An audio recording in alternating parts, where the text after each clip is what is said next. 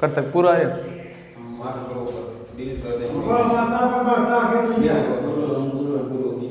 ऊपर पूरा है कर तक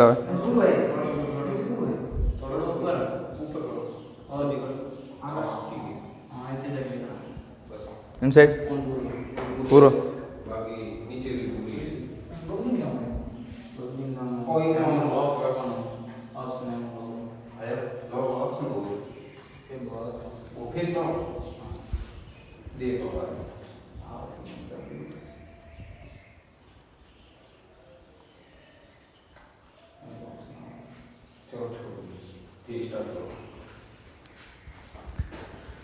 नमस्कार साथियों, स्वागत है आपका हमारे YouTube चैनल ग्रामीण लोक स्कूल कवास में। इस ऑनलाइन डिजिटल क्लासेस के माध्यम से हम आपको शिक्षा प्रोवाइड करवा रहे हैं घर बैठे। आज हम अध्ययन कर रहे हैं कक्षा 10th और कक्षा 10th का हम पढ़ेंगे सामाजिक विज्ञान।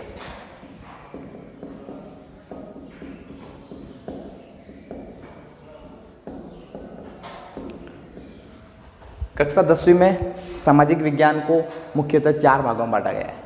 सबसे पहला हमारा पार्ट आएगा वो आएगा इतिहास का। दूसरा हमारा पार्ट जो आएगा वो आएगा राजनीतिक विज्ञान।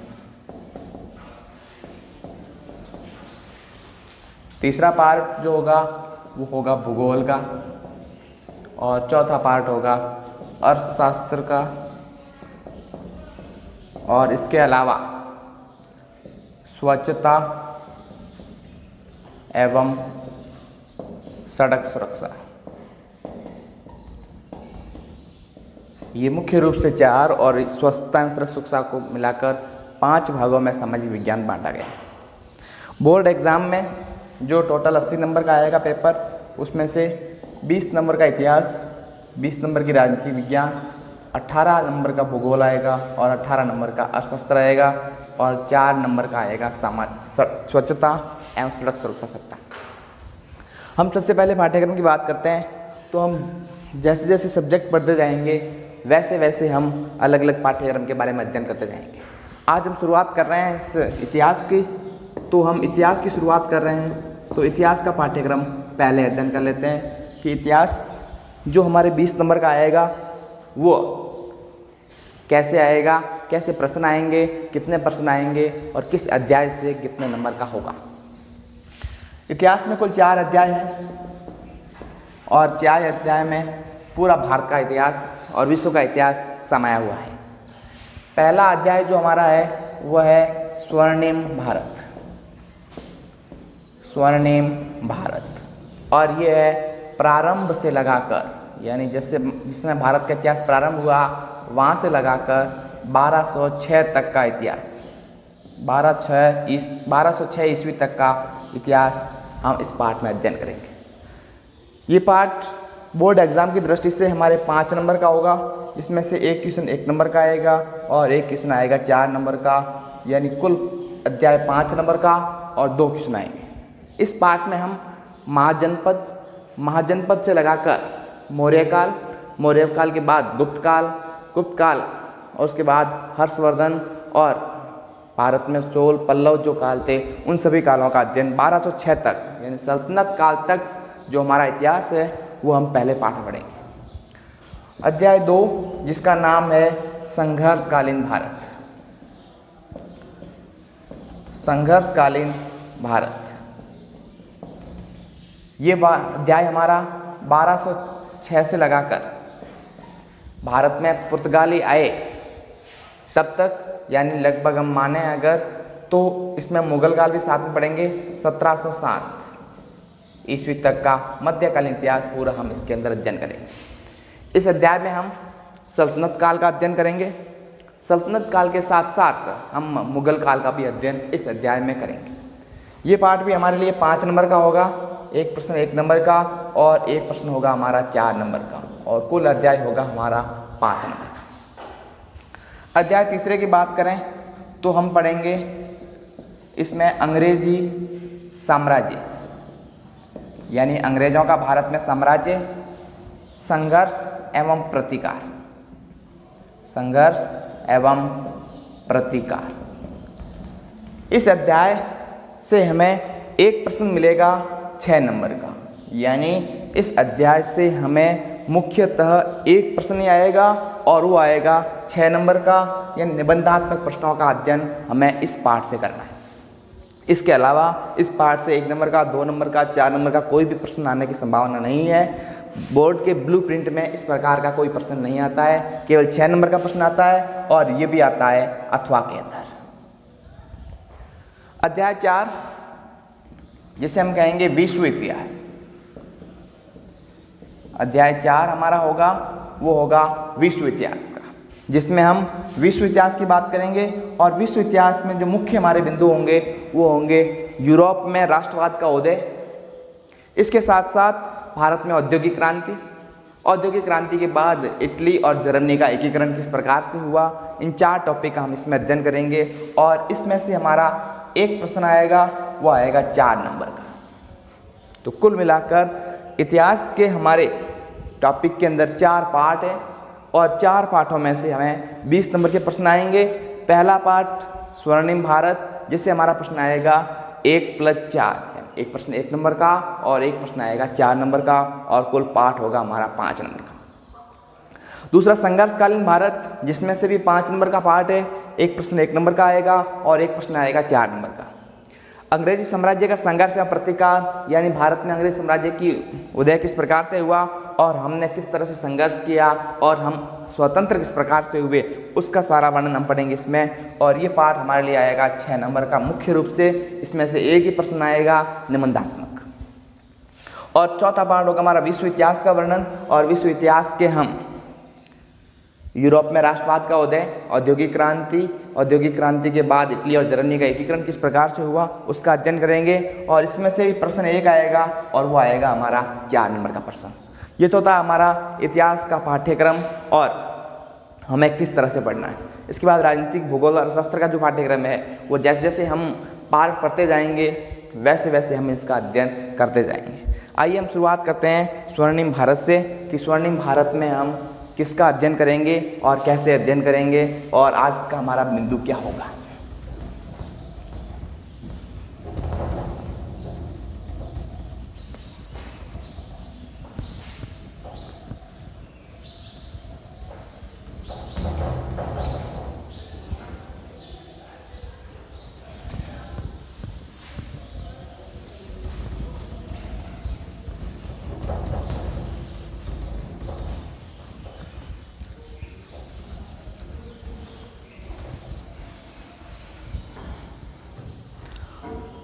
तो स्वर्णिम भारत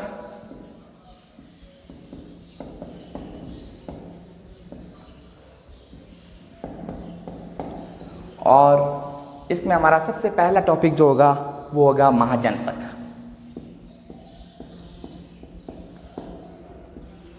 महाजनपद, हम इस महाजनपद का वर्णन कैसे करेंगे। सबसे पहले महाजनपद को समझेंगे कि महाजनपद है क्या, इसका उदय किस प्रकार हुआ।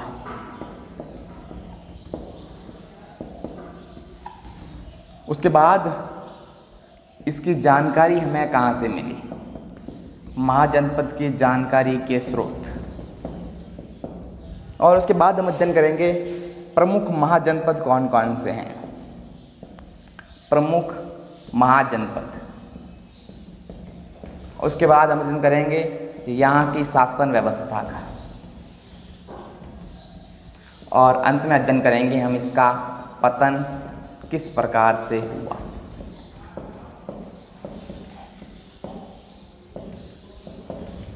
तो दोस्तों महाजनपद, इससे पहले स्वर्णिम भारत किसे कहते हैं और स्वर्णिम भारत है क्या। तो हम बात कर रहे हैं स्वर्णिम भारत की, यानी ऐसा भारत जो सोने की चिड़िया कहलाता था, सांस्कृतिक रूप से समृद्धशाली भारत था। हमने देखा है 9th क्लास के अंदर अध्ययन किया है कि सांस्कृतिक भारत कितना बड़ा भारत था। वर्तमान का अफगानिस्तान, पाकिस्तान, नेपाल, भूटान, म्यांमार, बांग्लादेश, मालदीव, श्रीलंका, ये पूरा का पूरा जो भारत था ये स्वर्णिम भारत कहलाता था। भारत के लोगों ने जलयान के माध्यम से विभिन्न देशों की यात्राएं की और यात्रा करके अपनी संस्कृति का वहाँ पर प्रचार किया। तो अब हम सबसे पहले महाजनपद के बारे में अध्ययन करते हैं कि महाजनपद क्या है, किस प्रकार इसका उदय हुआ, हमें इसकी जानकारी कहाँ से मिलती है, प्रमुख जनपद कौन कौन से हैं, शासन व्यवस्था कैसी है, पतन किस प्रकार से हुआ, और अंत में हम पढ़ेंगे राजस्थान के प्रमुख जनपद।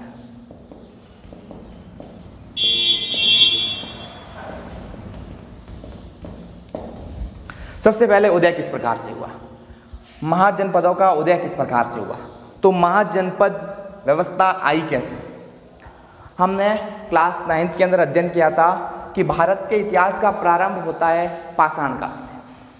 पाषाण काल को हमने 3 भागों में बांटा था, पुरा पाषाण, मध्य पाषाण, नवपाषाण। उसके बाद आता है धातु युग, और धातु युग में सबसे पहले ताम्र युग, ताम्र के बाद कांस्य युग, कांस्य के बाद लौह युग। कांस्य युग में हमने पढ़ा था सिंधु घाटी सभ्यता के बारे में।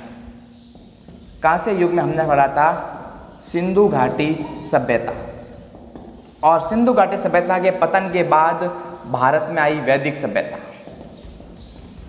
सिंधु घाटी सभ्यता के पतन के बाद भारत में वैदिक सभ्यता का उदय हुआ, और इस वैदिक सभ्यता को 2 भागों में बांटा जाता है, एक वैदिक काल और एक बांटा जाता है उत्तर वैदिक काल। ये सभ्यता थी 1500 से लगाकर 900 BC तक, और ये थी 900 से 600 BC तक। वैदिक सभ्यता के दौरान लोगों का जो कबीला होता था उसे कुल कहा जाता था, और जिसमें सभी प्रकार के लोग निवास करते थे। उस कुल को ही उत्तर वैदिक काल में उस कुल से मिलकर जन का उदय हुआ, और जन से मिलकर बना जनपद। और जब जनपद का बड़ा रूप जो है वो कहलाया महाजनपद। यानी उत्तर वैदिक काल में अब इसका उदय किस प्रकार से हुआ, तो ध्यान रखना दोस्तों, उत्तर वैदिक काल में शासन की प्रमुख इकाई थी जनपद, और जनपद होने के कारण जनपद में राज करने वाला था उस समय कबीले का मुखिया, जिसे हम राजा भी कह सकते हैं। राजा ने अपने बल के माध्यम से शक्ति के द्वारा विभिन्न प्रकार के जनपदों को मिलाया, और विभिन्न प्रकार के जनपदों को जीतकर अपना आकार बड़ा किया, अपने जनपद का आकार बड़ा किया, और जब उसका आकार बड़ा किया तो वो कहलाया महाजनपद। तो महाजनपद व्यवस्था का उदय हुआ जनपद व्यवस्था से। कुल के बाद जन के बाद जनपद, और जनपद से बना महाजनपद। तो ये तो हो गया इसका उदय किस प्रकार से हुआ। तो उत्तर वैदिक काल के दौरान जनपद व्यवस्था थी, और उस जनपद व्यवस्था का विस्तृत रूप जब बड़ा आकार हुआ तब उससे हमने कह दिया महाजनपद। अब महाजनपद इसका नाम कब पड़ा, तो महाजनपद कालीन भारत को हम कहते हैं 600 से 325 BC। BC का मतलब होता है ईसा पूर्व। तो महाजनपद का उदय हुआ। अब ये महाजनपद हमें कैसे पता चलता है जो उसमें महाजनपद थे या नहीं थे तो कितने थे, उनकी जानकारी कहाँ से मिलती है। तो महाजनपद की जानकारी का स्रोत सबसे महत्वपूर्ण है। महाजनपदों की जानकारी हमें मिलती है बौद्ध धर्म एवं जैन धर्म। बौद्ध धर्म का एक ग्रंथ है अंगुत्तर निकाय, नाम याद रखना दोस्तों, बहुत ही महत्वपूर्ण नाम है। बौद्ध धर्म का ग्रंथ है अंगुत्तर निकाय, और जैन धर्म का ग्रंथ है भगवती सूत्र। बौद्ध धर्म का ग्रंथ है अंगुत्तर निकाय और जैन धर्म का ग्रंथ है भगवती सूत्र। इन दोनों ग्रंथों से हमें मुख्य रूप से महाजनपदों की जानकारी प्राप्त होती है। इन दोनों ग्रंथों से हमें महाजनपदों की जानकारी प्राप्त होती है। तो कहाँ से प्राप्त होती है? बौद्ध धर्म का अंगुत्तर निकाय बहुत ही मोस्ट है, ध्यान रख लेना। जितने भी महाजनपद हमें मिले हैं, अब कितने हैं उसका अध्ययन हम करेंगे। जितने भी महाजनपद मिले हमें, उन सभी की जानकारी हमें कहाँ से प्राप्त होती है? तो उन सभी की जानकारी प्राप्त होती है हमें अंगुत्तर निकाय से। अंगुत्तर निकाय में मुख्य रूप से 16 महाजनपदों का उल्लेख मिलता है। अंगुत्तर निकाय में 16 महाजनपदों का मुख्य रूप से उल्लेख मिलता है। इसके अलावा हमें जैन धर्म का जो ग्रंथ है भगवती सूत्र, इस भगवती सूत्र से भी हमें 16 महाजनपद मिलते हैं, 16 महाजनपद मिलते हैं। लेकिन इतिहास की दृष्टि से अंगुत्तर निकाय ग्रंथ को प्रमाणिक माना गया है कि अंगुत्तर निकाय में 16 महाजनपद मिलते हैं, वही प्रमाणिक है। इसलिए दोस्तों ध्यान रख लेना, अंगुत्तर निकाय विशेष ध्यान रख लेना। सीधा प्रश्न आता है, प्राचीन भारत में हमें महाजनपदों की जानकारी किस बौद्ध ग्रंथ से मिलती है? तो ध्यान रख लेना अंगुत्तर निकाय से। और आया कि किस जैन ग्रंथ से मिलती है? तो ध्यान रख लेना भगवती सूत्र। इसके अलावा और भी दो ग्रंथ हैं जिससे हमें जानकारी मिलती है, लेकिन हमारी दृष्टि से ये दोनों महत्वपूर्ण है। इन दोनों के बारे में ध्यान रखना विशेष रूप से। अगला हमारा जो टॉपिक आता है वो आता है प्रमुख महाजनपद कौन कौन से हैं, यानी 16 महाजनपद कौन कौन से हैं, उनकी राजधानी कहाँ पर है और उनका विस्तार कहाँ कहाँ है, ये चीज़ें हमें इस बारे में ध्यान रखनी है। तो प्रमुख महाजनपद कौन कौन से हैं, तो यहाँ आएगा प्रमुख महाजनपद। प्रमुख महाजनपद, तो जनपदों की बात करें तो सबसे पहले काशी, जिसकी राजधानी यहाँ पर हम लिखते हैं, ये हमारे जनपद और इनकी राजधानी। काशी की राजधानी वाराणसी। काशी के बाद काशी की राजधानी है वाराणसी। दूसरा महत्वपूर्ण जनपद जो है वो है कुरु। कुरु की राजधानी है इंद्रप्रस्थ। तीसरा मुख्य जनपद अंग की राजधानी है चंपा। चौथा मुख्य जनपद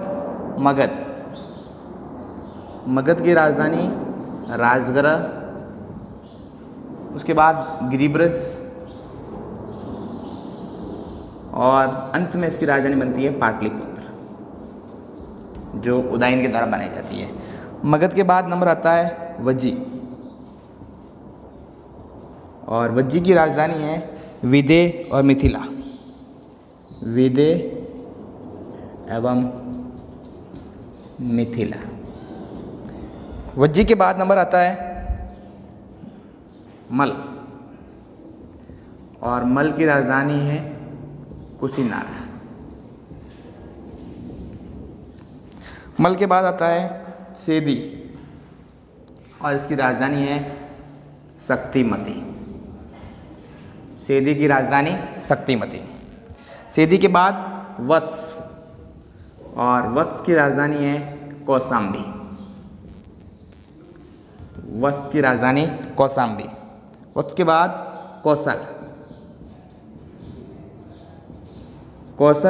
कौशल की राजधानी मुख्य रूप से दो बनती है, अयोध्या, उत्तरी कौशल। उसके बाद उत्तरी कौशल की बनती है साकेत, और दक्षिणी कौशल की बनती है अयोध्या। और साकेत, अयोध्या, इसके साथ साथ श्रावस्ती भी इसकी राजधानी बनती है। कौशल के बाद आता है पांचाल, और पांचाल की राजधानी है अहिछत्रपुर।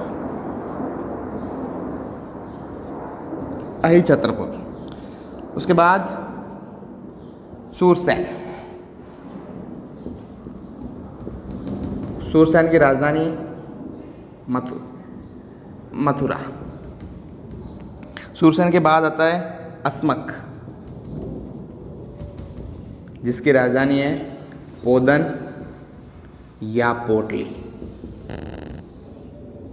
उसके बाद अगला नाम आता है अवंती। अवंती की राजधानी है उज्जैनी। उसके बाद नाम आता है गांधार। गांधार की राजधानी तक्षशिला। और अंतिम महाजनपद जो है वो है कंबोज, जिसकी राजधानी है राजपुर या हाटक। ये मुख्य जनपद है हमारे लिए। इन जनपदों में सबसे पहला आता है काशी, जिसकी राजधानी वाराणसी, नाम से स्पष्ट है, उत्तर प्रदेश के अंदर है। कुरु इंद्रप्रस्थ हरियाणा के अंदर है। अंग, जिसकी राजधानी चंपा, ये बिहार के अंदर। मगध जिसकी राजधानी राजगृह, गिरिव्रज या पाटलिपुत्र। पाटलिपुत्र को वर्तमान पटना भी कहा जाता है। पाटलिपुत्र का वर्तमान नाम पटना भी है। तो मगध जो सबसे शक्तिशाली महाजनपद था, इसकी राजधानी पहले राजगृह, गिरिव्रज और पाटलिपुत्र, तीनों में से कोई भी राजधानी प्राप्त हो सकती है क्योंकि 3 राजधानियां रही है इसकी। उसके बाद वज्जी। वज्जी की राजधानी है विदेह और मिथिला। वज्जी जो है ये 8 गणराज्यों का समूह था। आगे हम पढ़ेंगे गणराज्य क्या है। ये 8 गणराज्यों का समूह था। वज्जी 8 गणराज्यों का समूह था। उसके बाद मल जिसकी राजधानी कुशीनारा, पावा और मल 2 गणराज्य ये भी थे। उसके बाद सेदी जिसकी राजधानी शक्तिमती। वज्जी उत्तर प्रदेश के अंदर है, मल कुशीनारा कुशीनगर बिहार के अंदर है, सेदी शक्तिमती। वत्स जिसकी राजधानी है कौशाम्बी। कौशल जिसकी राजधानी है श्रावस्ती, उत्तरी कौशल की अयोध्या और दक्षिणी कौशल की साकेत कहा जाता है। पांचाल जिसकी राजधानी है अहिछत्रपुर। उसके बाद सूरसेन जिसकी राजधानी मथुरा उत्तर प्रदेश के अंदर। अस्मक, पौधन या पोटली। अस्मक महाजनपद एकमात्र महाजनपद जो दक्षिणी भारत के अंदर स्थित है। विशेष ध्यान रखना इस महाजनपद का। भारत का एकमात्र महाजनपद जो दक्षिणी भारत में स्थित है, गोदावरी नदी के तट पर। दक्षिणी भारत में गोदावरी नदी के तट पर, गोदावरी नदी के तट पर दक्षिणी भारत में अस्मक महाजनपद स्थित है महाराष्ट्र में। अवंती जिसकी राजधानी उज्जैनी, गांधार जिसकी राजधानी तक्षशिला वर्तमान पाकिस्तान के अंदर, और कंबोज जो उत्तर पश्चिम में, भारत के सबसे उत्तर पश्चिम में, सबसे उत्तर में जो महाजनपद है वो है कंबोज जिसकी राजधानी है राजपुर या अटक। तो इस तरह से ये हो गए हमारे प्रमुख 16 महाजनपद कहाँ कहाँ स्थित है, इनकी राजधानी कहाँ पर है, हमें इस बात का विशेष ध्यान रखना है। तो जानकारी के स्रोत हो गए, प्रमुख महाजनपद हो गए। अब आता है कि यहाँ पर शासन व्यवस्था कैसी थी। तो इन महाजनपदों में 2 तरह की शासन व्यवस्था थी। इन प्रमुख महाजनपदों में मुख्य रूप से 2 तरह की शासन व्यवस्था थी। अब वो 2 तरह की शासन व्यवस्था कौन कौन सी थी और कहाँ कहाँ थी, उसके बारे में अध्ययन करेंगे हम अभी।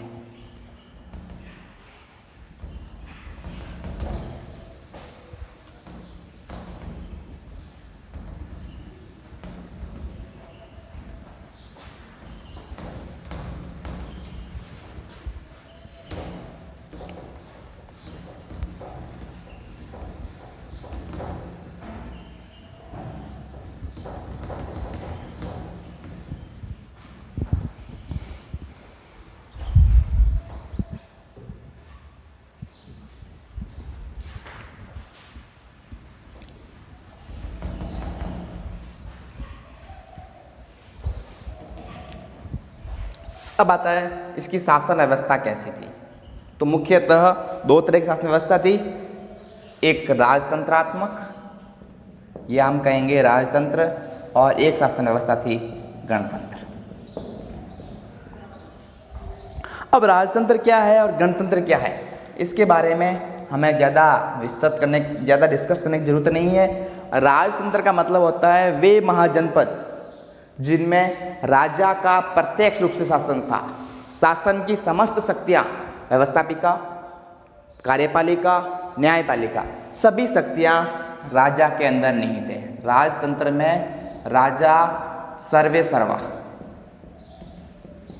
या हम इसे कहेंगे निरंकुश था, और शासन की समस्त शक्तियाँ राजा के अंदर निहित होती थी, जिसे हम कहेंगे राजतंत्र।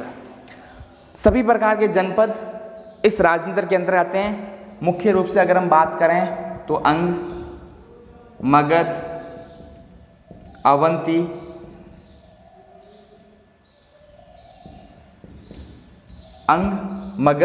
अवंती, वत्स, ये मुख्य शक्तिशाली महाजनपद थे जो राजतंत्रात्मक व्यवस्था के अंतर्गत। अब आता है गणतंत्रात्मक व्यवस्था या गणतंत्र। तो महाजनपद काल में केवल राजतंत्रात्मक व्यवस्था भी नहीं थी, इसके साथ साथ गणतंत्रात्मक व्यवस्था भी थी। गणतंत्र किसे कहेंगे? गणतंत्र का मतलब था कि इन महाजनपदों में, जिन महाजनपदों में गणतंत्रात्मक व्यवस्था थी, वहाँ पर कोई एक राजा नहीं था। वहाँ पर शासन चलाने के लिए एक कुलीनों की परिषद बनाई जाती थी, जिसे हम कहेंगे गणों की परिषद, गणों की परिषद या कुलीनों की परिषद होती थी। और ये परिषद जो है ये शासन चलाती थी, परिषद शासन चलाती थी। इसमें गण मुख्य रूप से 2 महाजनपद आते हैं, मुख्य रूप से 2 महाजनपद आते हैं, जिसमें एक तो वज्जी संघ जिसे हम कहेंगे, और एक हमारा है मल। वज्जी संघ में 8 गणराज्य थे, वज्जी संघ में 8 गणराज्य और मल संघ में 2 गणराज्य, यानी महाजनपदों में 10 गणराज्य थे, महाजनपदों में 10 गणराज्य थे। अब सीधा प्रश्न आता है कि महाजनपद में किन महाजनपदों में गणतंत्रात्मक व्यवस्था थी, तो हमें ध्यान रखना है कि एक तो वज्जी संघ महाजनपद और एक मल महाजनपद, इन दोनों महाजनपदों में गणतंत्रात्मक व्यवस्था थी। और वज्जी संघ के अंदर 8 गणराज्य थे और मल संघ के अंदर 2 गणराज्य थे, जिसमें गणतंत्र व्यवस्था थी। और राजतंत्र व्यवस्था बाकी 14 महाजनपद जो थे बुद्धकालीन, उन 14 महाजनपदों में मुख्य रूप से राजतंत्रात्मक व्यवस्था थी। तो राजतंत्र व्यवस्था तो हमें क्लियर सी बात ध्यान रखनी है, सीधी सी बात ध्यान रखनी है कि राजतंत्रात्मक व्यवस्था में राजा सर्वे सर्वा होता था, राजतंत्रात्मक व्यवस्था में राजा सर्वे सर्वा होता था और शासन की संपूर्ण शक्तियां उस राजा में ही निहित होती थी, यानी राजा ही निरंकुश था और जैसा राजा चाहता था वैसा कार्य वो करता था। लेकिन गणतंत्रों की व्यवस्था अलग थी, उसमें कोई राजा नहीं होता था, उसमें शासन गणों की एक परिषद, जिसमें आवश्यकता अनुसार 5 सदस्य, 6 सदस्य, 10 सदस्य जाएं, वो शासन चलाते थे। और ये लोग शासन कैसे चलाते थे? बहुमत के आधार पर, कोई भी निर्णय करना होता बहुमत से होता और इनका भी चुनाव करवाया जाता था, यानी इनका निश्चित कार्यकाल होता। निश्चित समय बाद जब जनता चाहती तब इन्हें हटाकर नए गणों की परिषद की नियुक्ति कर सकती थी। अब आता है, ये तो हमें ध्यान है, जो बाकी सभी इस राजतंत्र में आएंगे। अब आता है कि वज्जी संघ और मल में कुल मिलाकर ये जो 10 गणराज्य हैं ये कौन कौन से हैं? क्योंकि कई बार प्रश्न आता है कि 10 गणराज्य कौन कौन से हैं, उनके नाम बताइए। या अगर हम कंपटीशन एग्जाम की देखें तो आता है कि कौन सा गणराज्य नहीं है, कौन सा है। तो अब यहाँ पढ़ेंगे कि 10 गणराज्य कौन कौन से हैं। तो सबसे पहला गणराज्य जो है वो है कपिलवस्तु के शाक्य।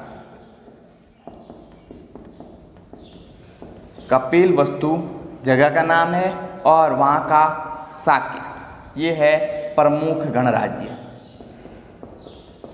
प्रमुख गणराज्य। सबसे पहला है कपिलवस्तु के शाक्य, दूसरा है सुसुमार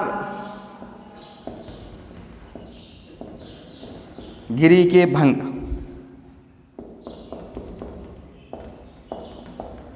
सुसुमार गिरि के भंग। पहला है कपिलवस्तु के शाक्य, दूसरा है, ये गणराज्यों के नाम है, याद रखना ये गणराज्यों के नाम है। कपिलवस्तु नाम है और वहाँ शाक्य जाति के लोग रह रहे थे।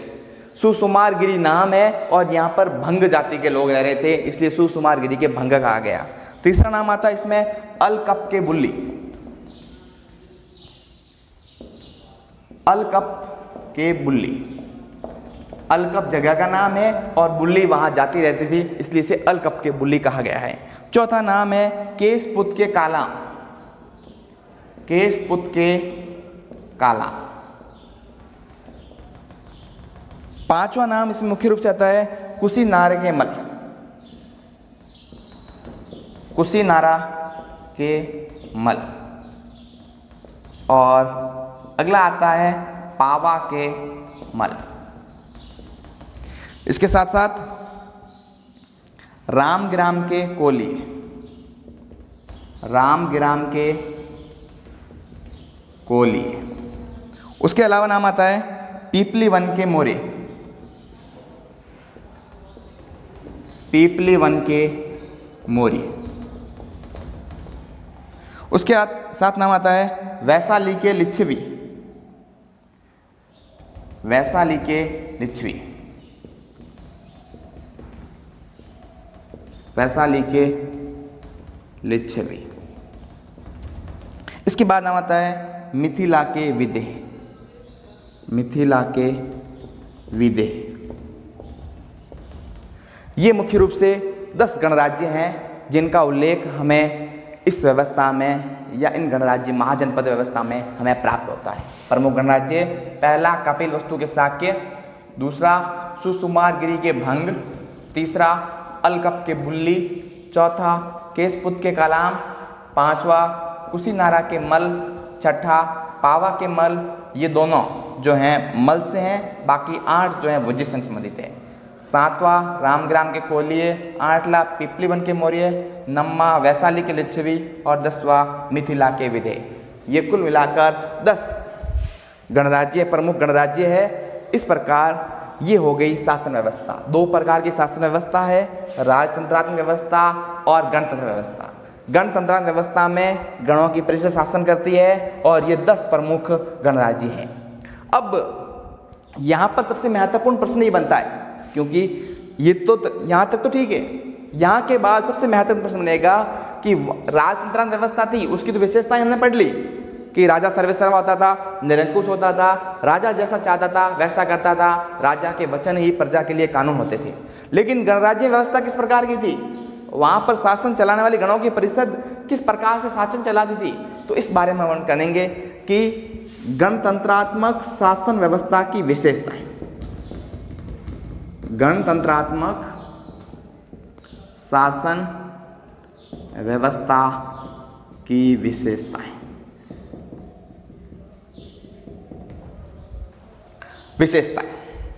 अब सबसे पहली चीज इसमें आती है संथागार। पहली विशेषता है संथागार। संथागार क्या होती थी? हमने पढ़ा है कि गणतंत्रात्मक व्यवस्था में गणों की परिषद शासन चलाती थी। तो जिस स्थान पर गणों की परिषद की बैठक होती थी, उस बैठक वाली जगह को संथागार कहा गया, या इसे संस्थागार भी नाम मिलता है, संस्थागार भी कहते हैं। तो संथागार या संस्थागार क्या है, तो ध्यान रखना है गणों के प्रमुखों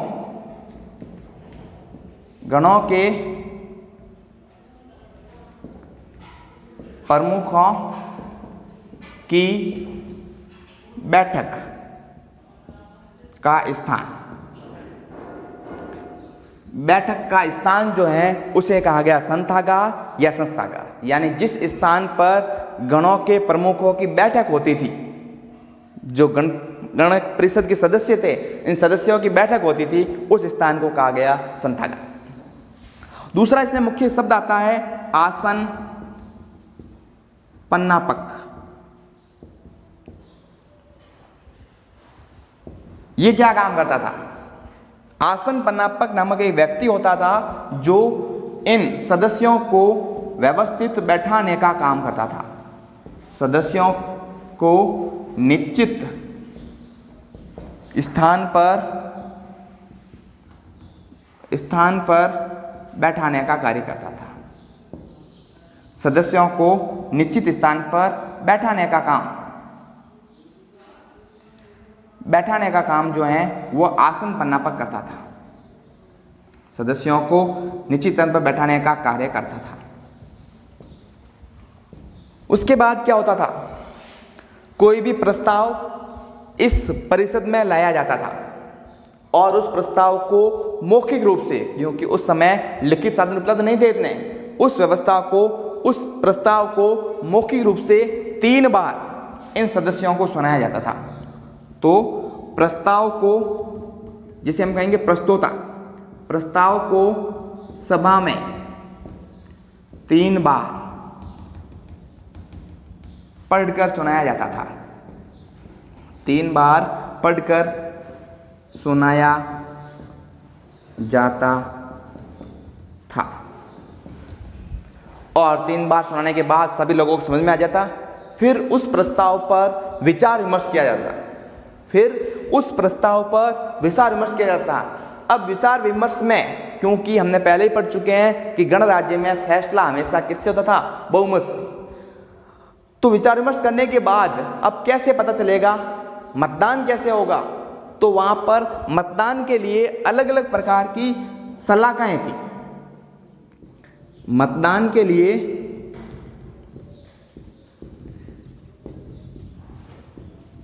अलग अलग प्रकार की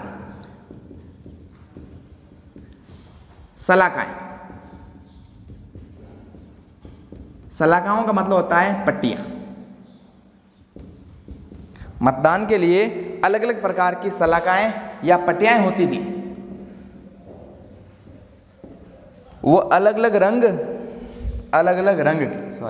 प्रकार नहीं, अलग अलग रंग, और ये रंग जो हैं ये तय करता था कि वो सदस्य उस प्रस्ताव का समर्थन करता है या विरोध करता है। तो सलाखाएं होती थी और इन सलाखाओं के माध्यम से मतदान किया जाता था, और एक सदस्य होता था सलाखा गाहपक, सलाखा गाहपक, जो इन सलाखाओं को एकत्र करने का काम करता था, जो सलाखाओं को एकत्र करने का काम करता था।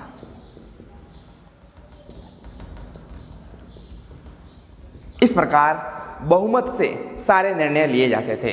तो यहां पर यह प्रश्न मुख्य रूप से ध्यान रख लेना, गणतंत्रात्मक शासन व्यवस्था की प्रमुख विशेषताएं बताइए। तो 4 इसकी विशेषता मुख्य रूप से ध्यान रखना है। संथागार क्या होता है, आसन पन्नापक क्या होता है, प्रस्तुत जो प्रस्ताव को 3 बार पढ़कर सुनाया जाता है, उसके बाद उसके मतदान के लिए अलग अलग की सलाखाएं होती हैं, सलाखा गाहपक नामक अधिकारी उसे एकत्र करने का काम करता है, उसके बाद बहुमत से फैसला लिया जाता, और इस गणराज्यों की परिषद को दंड देने का भी अधिकार था। ये अपराधी को दंड देने का काम भी ये परिषद करती थी।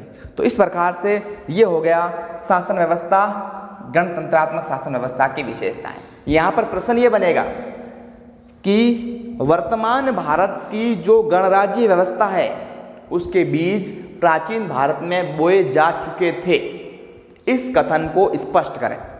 वर्तमान भारत की जो गणतंत्रात्मक व्यवस्था है इसके बीज यानी इसकी शुरुआत प्राचीन भारत के महाजनपद के समय हो चुकी थी, और वो कैसे हुई थी, उसमें क्या विशेषताएं थी, ये सारी चीजें इसमें हमें ध्यान रखनी है विशेषताओं के अंदर।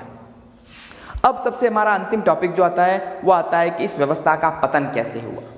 तो गणतंत्रात्मक या गणराज्य व्यवस्था का पतन, तो इसके पतन के मुख्य कारण, पतन के कारण, अब सबसे पहला कारण जो पतन का सामने आया है वो आया है, एक तो राजाओं की विस्तारवादी नीति। सबसे पहला कारण राजाओं की विस्तारवादी नीति।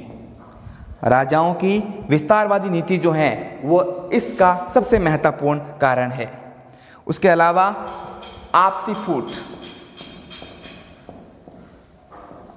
फूट यानी गणराज्यों के जो गणों की परिषद है, इस परिषद के सदस्यों में आपसी फूट थी। वे लोग एक दूसरे की बातों पर सहमत नहीं होते थे, और सहमत नहीं होने के कारण आपसी फूट की वजह से वे राजाओं को आमंत्रित करते कि हमारे ऊपर आक्रमण करके आप इसे राजतंत्र में बदल दिया जाए। इसे हम कहेंगे आपसी फूट। तीसरा मुख्य कारण जो है वो है गुटबाजी।